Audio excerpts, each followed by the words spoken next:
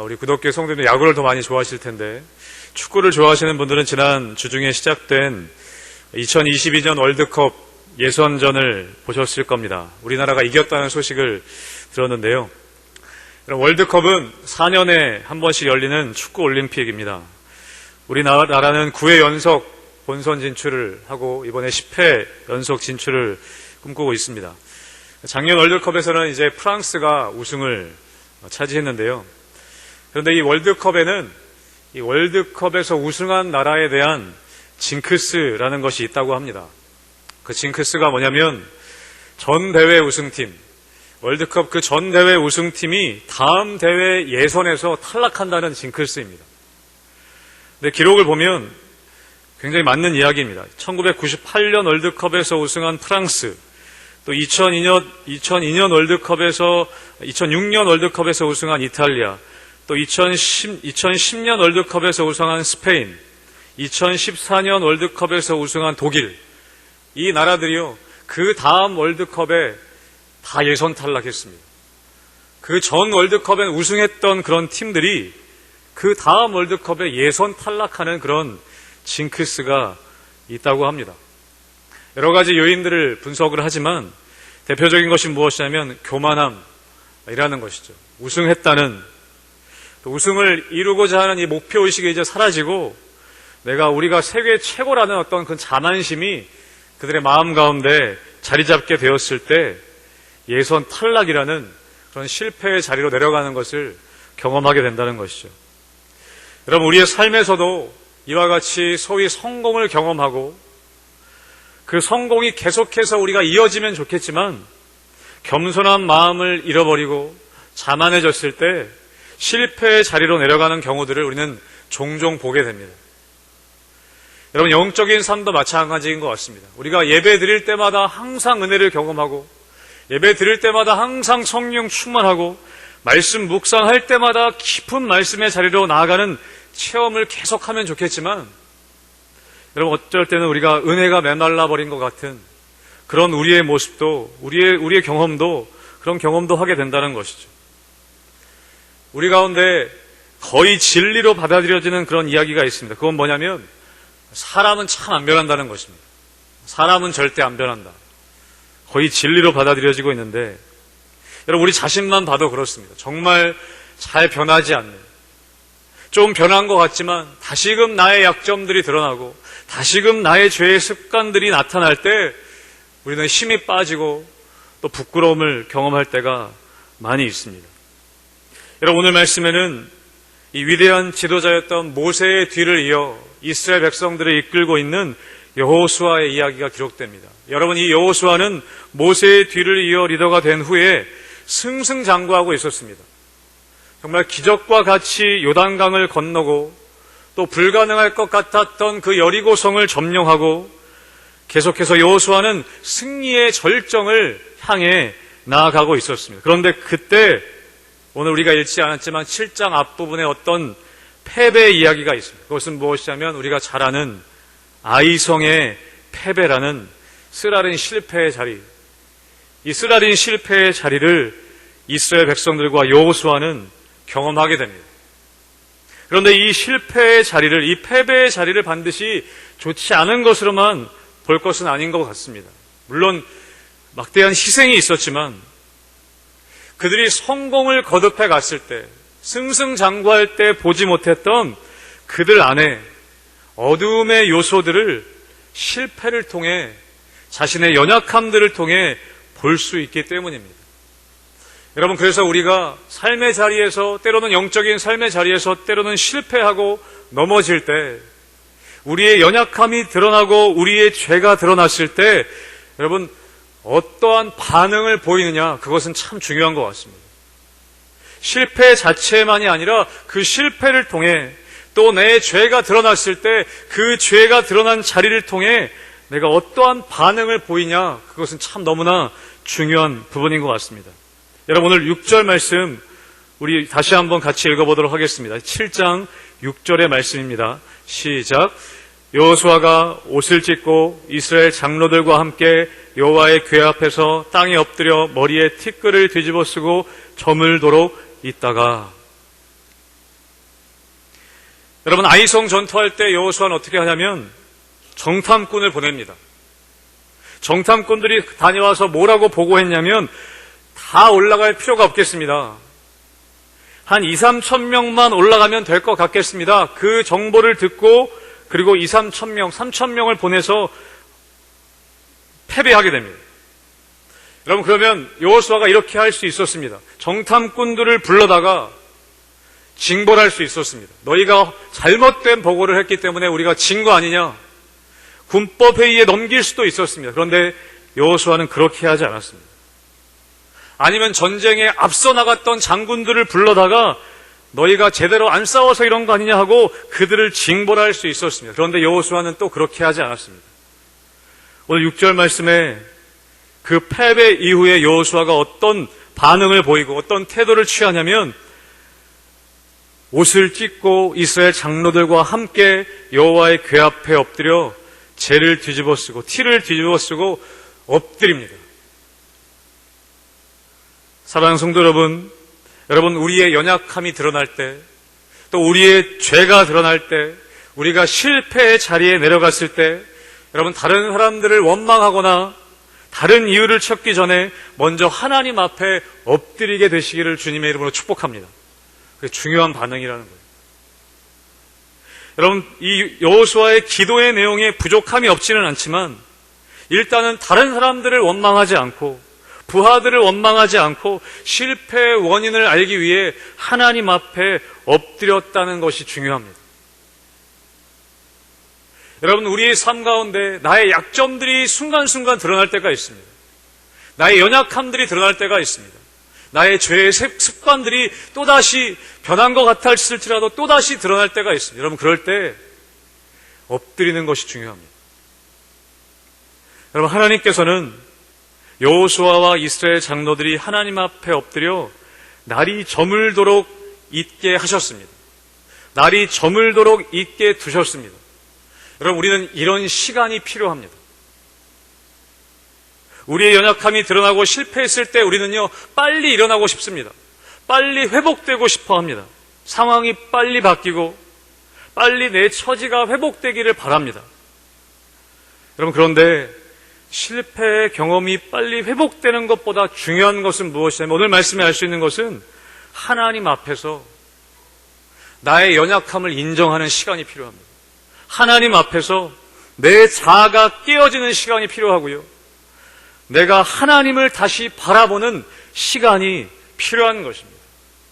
그래서 여러분, 하나님께서는 여호수아와 이스라엘 장로들이 날이 저물도록 주님 앞에 엎드려 있도록 두셨습니다. 여러분, 그 시간을 갖는 것이 중요합니다. 여러분, 그런데 우리의 연약함이 드러나고 실패를 경험할 때 너무 빨리 일어나려고 하는 것, 그것도 좋지는 않지만 여러분, 그 실패의 경험을 절망으로 몰고 가는 것도 좋지 않습니다. 너무 오래 엎드려져 있어서 절망으로 가는 것 좋지 않습니다. 좋은 반응이 아니라는 것이죠.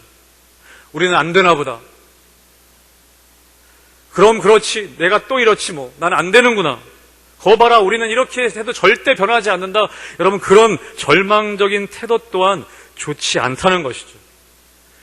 여러분, 실패를 너무 많이 묵상하지 않게 되시길 바랍니다.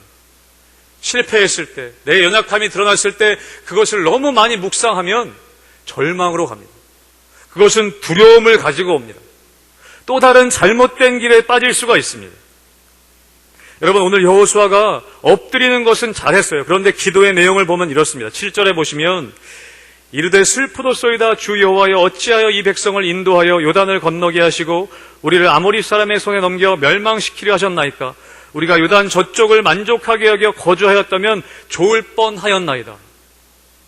여러분, 이거 예전에 이스라엘 백성들이 하나님께 원망할 때 했던 얘기거든요.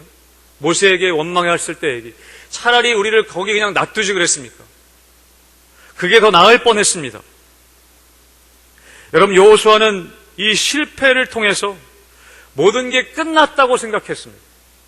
두려움에 빠져버렸습니다.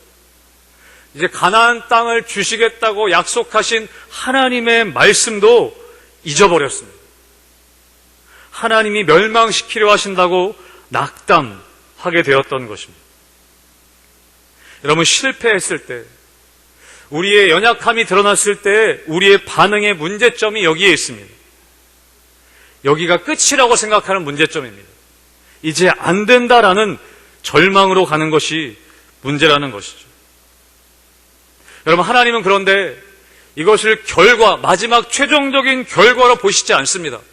물론 심판하셨지만, 그래서 여러분 10절 말씀 보면 하나님이 이렇게 여호수아에게 말씀하십니다. 우리 10절 말씀 같이 한번 읽어보겠습니다. 10절입니다. 시작.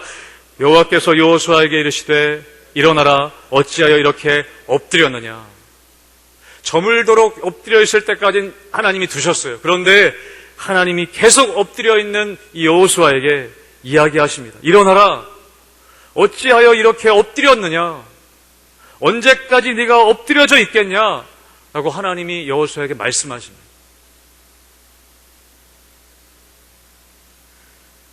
여러분, 하나님께서는요, 사람의 실패 중에도, 사람의 그 연약함이 드러나는 중에도 이미 미래를 준비하고 계셨습니다. 여러분, 그것을 믿으시기를 축복합니다. 때로는 우리가 연약하여 넘어질 때에도 여러분, 하나님은 우리들의 미래를 준비하고 계십니다. 그래서 여러분, 오늘 13절의 말씀에 보면 이런 말씀이 있습니다. 너는 일어나서 백성을 거룩하게 하여 이르기를 너희는 내일을 위하여 스스로 거룩하게 해라. 너희는 내일을 위하여 스스로 거룩하게 해라. 여러분, 이것이 얼마나 우리에게 큰 힘이 됩니까? 여러분, 여호수아는 내일이 없다고 생각했습니다. 이제 끝이구나. 절망했습니다. 그런데 하나님은 여호수아와 이스라엘 백성들의 실패 중에도 내일을 준비하고 계셨습니다. 너희는 내일을 위하여, 실패 중에도 하나님께서는 내일을 꿈꾸고 계셨다는 것입니다. 여러분, 하나님 앞에 엎드리는 것 중요합니다. 우리의 연약함이 드러나고 우리의 실패가 나타났을 때 하나님 앞에 엎드리는 것 중요하지만 여러분, 계속해서 엎드려져 절망으로 두려움으로 가는 것은 하나님 원하시는 것 아니라는 것입니다. 여러분, 엎드리시되 하나님과 함께 내일을 꿈꾸게 되시기를 바랍니다. 여러분, 그럴 때 있어요. 뭐 하나가 마음에 딱 안 들면 모든 것을 다 집어치우고 싶을 때가 있습니다. 예전에 목사님 설교하실 때 여러분, 깃털 하나가 우리를 무너뜨린다고 한 설교 듣지 않으셨습니까? 깃털 하나 때문에 우리가 무너졌을 때 여러분, 다 집어치우고 싶을 때가 있습니다. 이제 끝이라고 생각하여서 다 내팽겨치고 싶을 때가 있다는 것이죠. 근데 여러분, 하나님께서는 우리의 인생 가운데 내일을 준비하고 계십니다. 여러분, 베드로를 한번 생각해 보십시오. 주님을 3번이나 부인하고 저주했던 사람입니다. 여러분, 자기 자신에 대해서 얼마나 절망했겠습니까? 그 닭이 울었을 때, 자기가 3번 부인하고 닭이 울었을 때 얼마나 자기 자신에 대해서 절망했겠습니까? 그래서 성경에 보면 나가서 심히 통곡했다, 그렇게 되어 있습니다. 여러분, 때로는 우리는 이런 경험합니다. 내 자신에 대해서 실망할 때, 나는 이거밖에 안 되는구나, 자기 자신에 대해서 절망할 때가 있습니다. 그런데 여러분, 베드로 그 실패한 자리에 예수님이 찾아오셔서 기어이 사명을 다시 주시는 것을 우리는 볼 수 있습니다. 여러분, 그 베드로가 주님을 배반했던 것은요, 끝이 아니라 과정이었던 것입니다. 여러분, 모세도 40세의 나이에 애굽의 왕자의 자리에서 쫓겨나서 광야에 머물렀지만 그것이 끝이 아니었습니다. 과정에 불과했던 것이죠. 사랑하는 성도 여러분, 여러분이 넘어진 자리에서, 우리가 연약함이 드러난 자리에서, 우리가 우리의 죄가 드러난 자리에서 여러분 엎드려 기도하되 여러분 절망하지 않고 주님과 함께 내일을 꿈꾸게 되시기를 주님의 이름으로 축복합니다. 그것이 중요한 것이죠. 여러분, 그런데 우리 주님께서 여호수아에게 또 요구하시는 것 있으십니다. 우리 13절 말씀 우리 같이 다시 한번 우리 읽어보도록 하겠습니다. 7장 13절 말씀입니다. 시작. 너는 일어나서 백성을 거룩하게 하여 이르기를 너희는 내일을 위하여 스스로 거룩하게 하라. 이스라엘의 하나님 여호와의 말씀에 이스라엘아, 너희 가운데 온전히 바친 물건이 있나니 너희가 그 온전히 바친 물건을 너희 가운데에서 제하기까지는 내 원수들 앞에 능히 맞서지 못하리라. 아멘.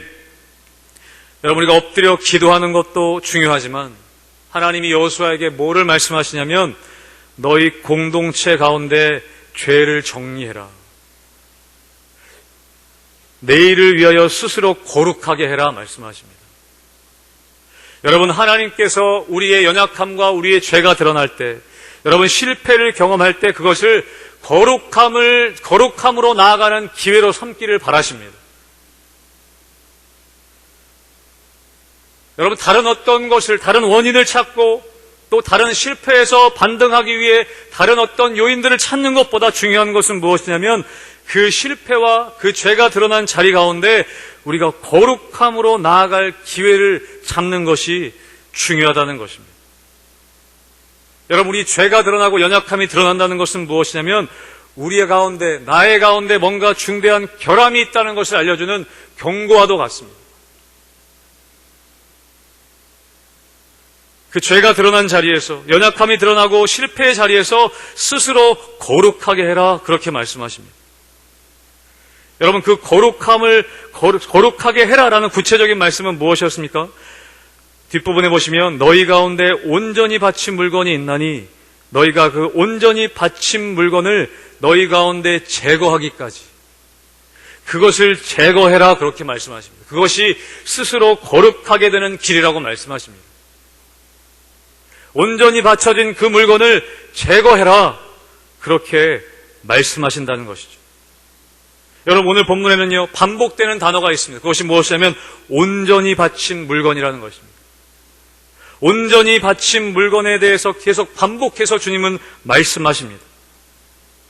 내가 점령해서 내가 취한 것 같고 내 것인 것 같지만 그것이 온전히 주님께 바쳐진 것이라고 말씀하십니다. 그래서 이미 6장에 말씀하셨어요. 그 바친 물건에, 그 온전히 바친 물건에 너희가 손대지 말아라. 하나도 남김없이 진멸해라. 그렇게 말씀하셨습니다. 여러분, 하나님의 것들, 우리의 것들이 아닌 것을 분리하여 버려야 할 것들, 여러분 그것이 거룩인 줄로 믿습니다. 하나님 원하시지 않는 것들을 분별하여서 버리는 것이 그것이 거룩이라고 오늘은 말씀하고 계십니다. 어쩔 때는 그것이 낭비인 것처럼 보입니다. 정말 좋은 것들, 너무나 좋은 것들을 포기하는 것처럼 보입니다. 여러분, 사울도 그러지 않았습니까? 살찐 양과 송아지를 버리는 것이, 진멸하는 것이 너무 낭비 같고 아까워 보였습니다. 그런데 그런 것들은 하나님께 드려진, 온전하게 하나님께 드려야 할 것이라고 말씀하신다는 것이죠. 여러분, 인간적인 계산으로 해서는 안 된다는 것입니다.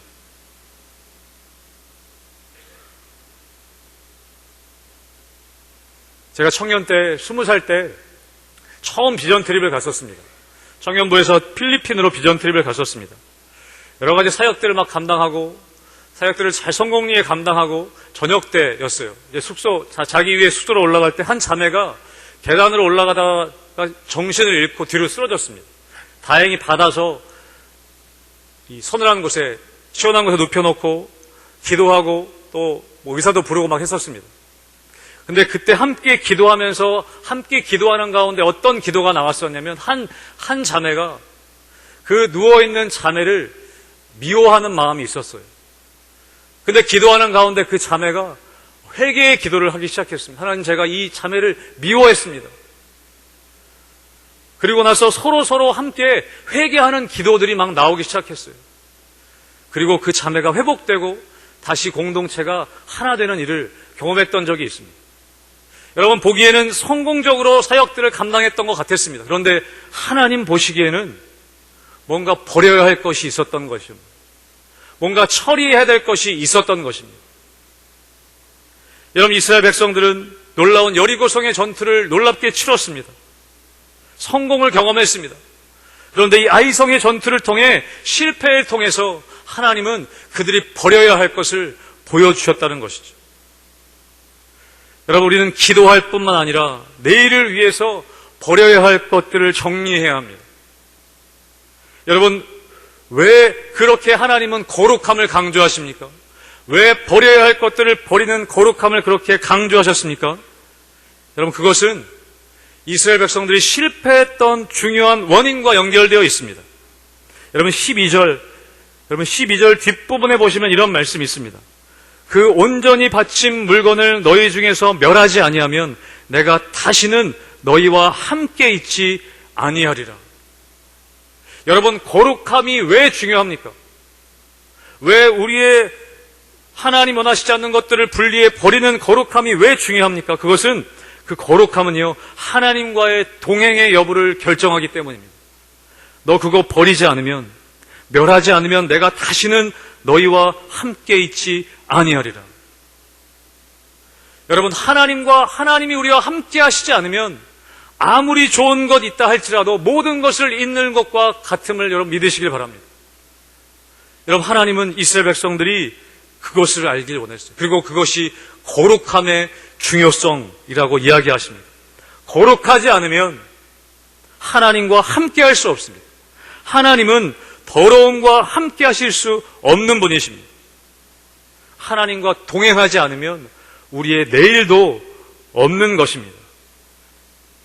그럼 다시 반복하지만 하나님과 동행하려면 여러분 온전히 바친 물건을 다시 하나님께 드려야 합니다. 여러분, 혹시 온전히 바쳐지지 않은 여러분 삶 가운데 무엇인가가 있습니까? 아직도 내려놓지 못하는 뭔가가 우리 가운데 있습니까? 여러분, 그러면 우리는 멈춰서서라도, 좀 늦더라도 멈춰서서 하나님과 나 사이에 끼어있는 어떤 것을 여러분 해결해야 합니다. 그 문제를 해결하고 가야 합니다. 그럴 때 하나님이 동행하실 수 있다는 거죠. 여러분, 그렇기 때문에 거룩함이 중요한 것이고, 여러분, 그럴 때 그 거룩함을 유지할 때 여러분 승리를 우리는 경험할 수 있다는 것입니다. 그래서 여러분 13절 하반부에도 나오지 않습니까? 온전히 그 바친 물건을 너희 가운데 제거하기까지는 내 원수들 앞에 능히 맞서지 못하리라. 거룩하지 못하면 하나님과 동행할 수 없고, 거룩하지 못하면 승리할 수 없다라고 하나님 말씀하시는 것입니다. 아직도 나의 수중에 진멸되지 못한 것들이 있다면, 여러분 하나님께 드려야 할 것을 드리는 것이 아직 남아있다면 여러분 그것을 오늘 실행하게 되시기를 축복합니다. 기도하실 뿐만 아니라 다시 일어나서 여러분 우리의 거룩함을 훼손하는 것들을 제거해야 합니다. 그럴 때 하나님께서 우리와 함께 하시고 원수들 앞에 능히 맞서게 하신다는 것이죠. 여러분, 죄를 그렇게 해결했을 때 우리가 읽지 않았지만 여러분 8장에 가면 그렇게 모든 죄를 이스라엘 백성들 가운데 해결했을 때 8장 1절에 보면 하나님이 이렇게 말씀하십니다. 여호와께서 여호수아에게 이르시되 두려워하지 말고 놀라지 말라. 군사를 다 거느리고 일어나 아이로 올라가라. 보라, 내가 아이 왕과 그의 백성과 그의 성읍과 그의 땅을 다 내 손에 넘겨주었다. 하나님이 그렇게 말씀하십니다. 여러분, 거룩함을 회복할 때 하나님께로부터 우리는 이 말씀을 들을 수 있습니다. 두려워하지 말아라. 이제 놀라지 말아라. 이제 올라가라. 내 손에 그 아이성을 너에게 맡긴다. 라고 하나님이 우리에게 말씀하십니다. 승리한다는 것이죠. 사랑하는 성도 여러분, 거룩함을 회복하게 되시기를 축복합니다. 여러분, 또 한 가지, 여러분 이스라엘 백성들이 실패를 경험하고 또 자신들에게서 연약함이 드러나고 죄가 드러났을 때 여러분 하나님께서는 어떻게 하시냐면 이 13절 이후에 어떻게 하냐면 범인을 색출하는 그런 과정들이 나와 있습니다. 그 아이성에서 온전히 바친 물건을 취한 그 범인을 색출하는 과정이 뒤에 기록되어 있습니다. 그런데 특이한 점은 무엇이냐면 여러분 하나님이 누가 그것을 취해갔는지 아십니다.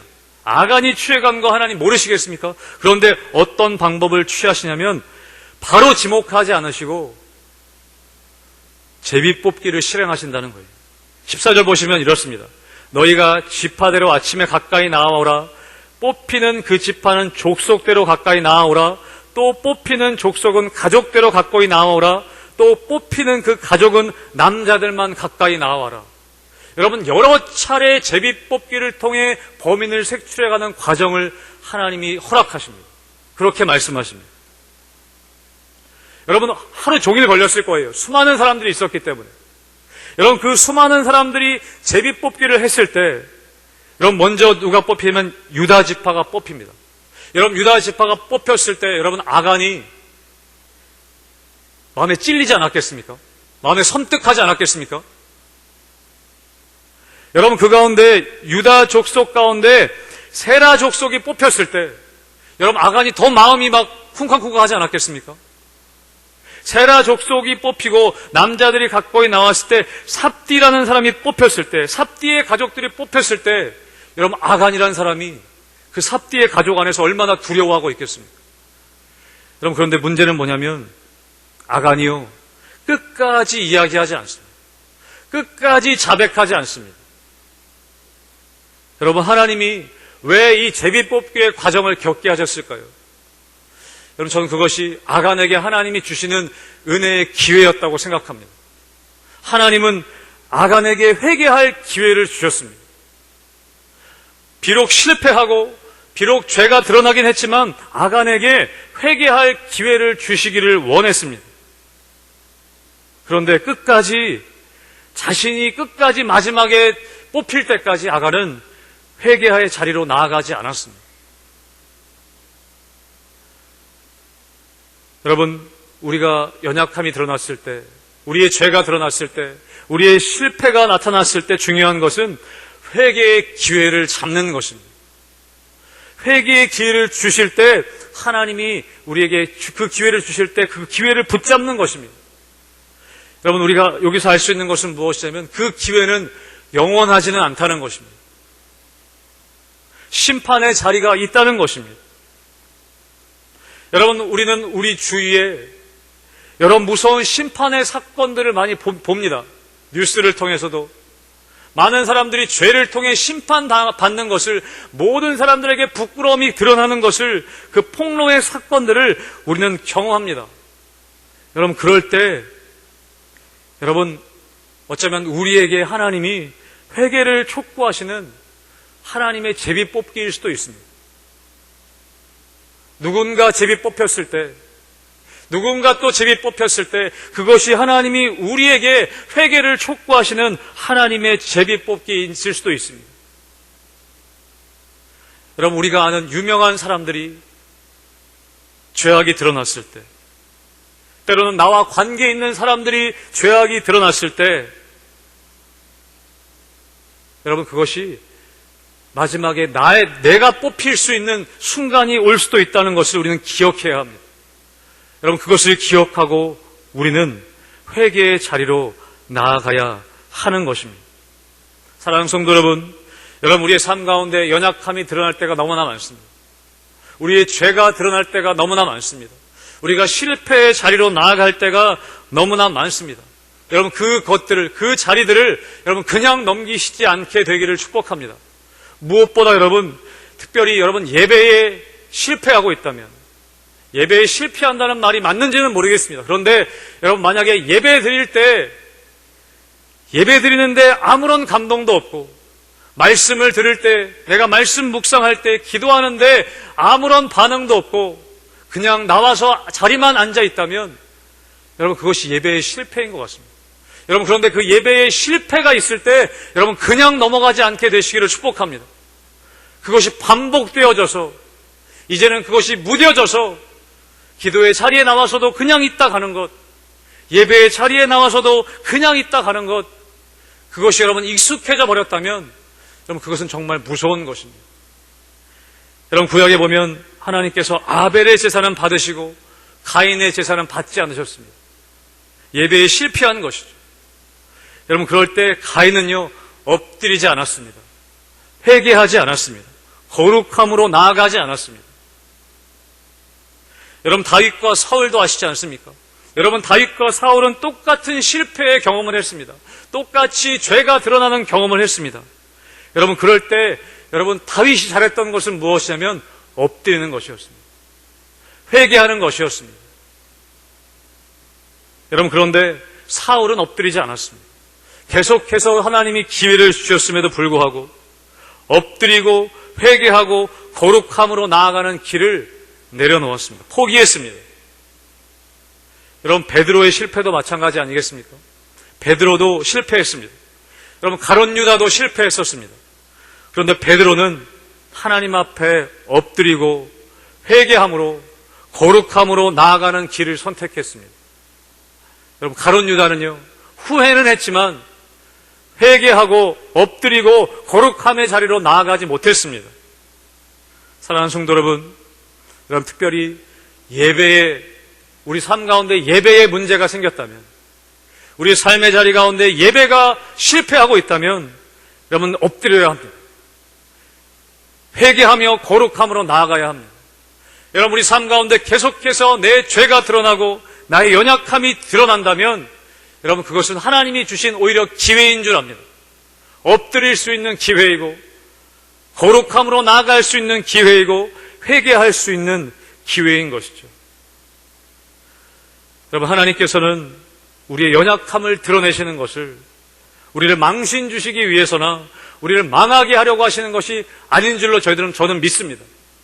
여러분, 이스라엘 백성들이 아이성에서 패배한 것이 패배해서 망하기를, 다른 나라들로부터 조롱받기를 원하시는 하나님의 마음이 아니었다는 것이죠. 다시 한번 엎드리고 다시 한번 거룩함으로 나아가고 다시 한번 회개하기를 바라시는 하나님의 마음을 우리는 볼 수 있습니다. 여러분, 약속의 땅, 이 정복전쟁 초기에 아이성의 패배라는 쓰라린 그런 경험을 이스라엘 백성들은 합니다. 그리고 자신들의 형제였던 아간의 가족들을 처형시켜야 하는 그런 힘든 시련을 겪습니다. 그런데 힘든 일이었지만 여러분, 이스라엘의 내일을 위하여서 반드시 필요한 일이었습니다. 여러분, 신약에서도 똑같은 일이 기록되어 있습니다. 신약 초대교회 때에도요, 똑같은 일이 일어났습니다. 여러분, 초대교회 엄청난 부흥을 경험했습니다. 폭발적으로 부흥했습니다. 성령의 불이 임하고 한꺼번에 3,000명, 5,000명이 복음을 듣고 교회로 오는 놀라운 일들이 일어났습니다. 병자가 낫고 귀신 들린 자가 귀신이 쫓겨나가는 일들이 초대교회에 일어났습니다. 그런데 그 중간에 어떤 사건이 있었냐면 아나니아와 삽비라가 주님께 온전히 드릴 헌금을 숨기고 거짓말하는 사건이 있었습니다. 거짓으로 헌금을 드렸습니다. 여러분, 그 결과가 어떻습니까? 성령을 속이는 죄로 말미암아서 그 둘이 죽임을 당합니다. 죽음을 맞이합니다. 여러분, 교회가 충격을 받지 않았겠습니까? 정말 잘 나가고 있었는데 그 사건 때문에 교회가 너무나 큰 충격을 받았지만 여러분, 그 사건으로 인해서 교회는 다시 한번 정신을 차리게 됩니다. 하나님 앞에 다시 엎드려야 하는구나. 이것이 우리가 하는 것이 아니구나. 거룩함을 지켜야 하는구나. 그것을 깨달았던 것입니다. 사랑하는 성도 여러분 삶에서 연약함이 드러나고 다시 죄의 습관들이 올라올 때, 이제 방학을 다 마치고 제자반들 성경 공부 과정들이 개학했는데요, 모였을 때 나눔할 때 하셨던 이야기들이 뭐냐면 방학과 함께 성경 묵상하는 것도 다 방학하셨대요.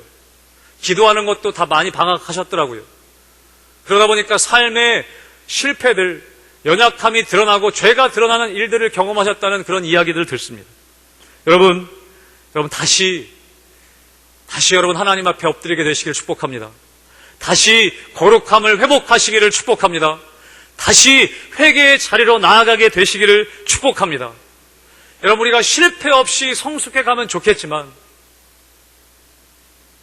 실패 없이 성공으로 계속 나아가면 좋겠지만, 여러분, 그렇게 되지 않는 것 같습니다. 하나님은 그렇게 두시지 않는 것 같습니다. 왜요? 우리의 거룩함을 지켜나가기 위해서. 여러분, 우리의 연약함이 드러날 때, 우리의 죄로 인해서 실패할 때 여러분, 하나님 앞에 좋은 반응을 하게 되시길 바라고, 그것이 오히려 기회가 되어서 다시 한번 하나님 앞에 엎드리고 다시 한번 나의 거룩함을 회복하는 귀한 자리가 되시기를 주님의 이름으로 축복합니다. 아멘. 기도하겠습니다. 하나님 아버지,